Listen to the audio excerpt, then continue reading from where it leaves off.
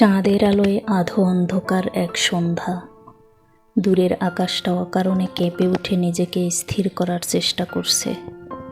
দুদিন ধরেই দেশের এদিক সেদিক ভূমিকম্পের খবর, মানুষের মাঝে শুধু ভয় আর অনিশ্চয়তা। ফোন বেজে উঠল কয়ের হাতে। ভূমিকম্প হয়েছে কয়েকবার শুনছ? উদ্বিগ্ন স্বরে বলল ক।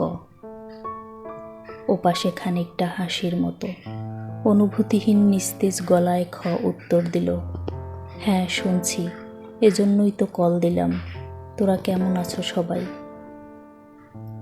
ক বলল, আমরা ভালো আছি। এখানে ভূমিকম্প অনুভূত হয়নি, তবে কোনো কিছু বলা যায় না। যে কোনো সময় যে কোনো জায়গায় হতে পারে। আল্লাহই জানেন কোথায় কি হবে। খ হাসল। তার জীবন যেন ভূমিকম্পের ভয়কে মশকরায় ঢেকে রাখছে।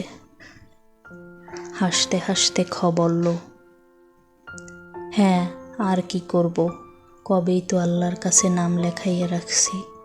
আল্লাহ ডাকলেই হাজির হব। হাত দুইটা বাড়িয়ে বলবো, আল্লাহ আমাকে বাঁধ। ভূমিকম্পের ভয় পেয়ে আর কি করব।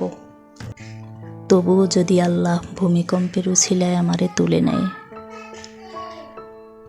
এই কথাগুলো হয়তো হাসির ছলেই বলা, শুনতেও খুব মজার ছিল, কিন্তু এই হাসির আড়ালে লুকিয়েছিল এক অদৃশ্য যন্ত্রণা।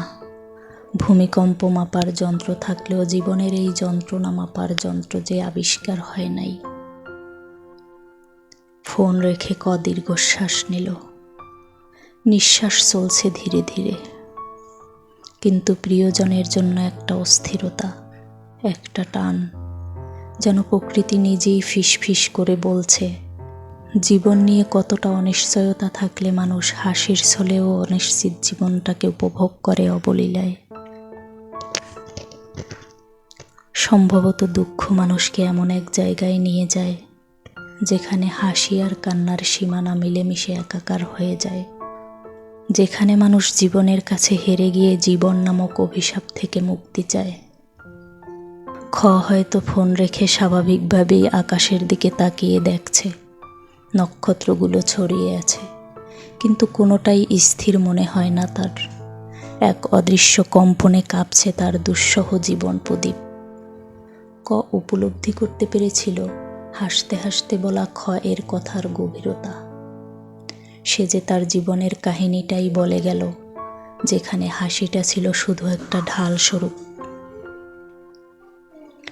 মুখের এই হাসিটাই থাকুক অমর হয়ে।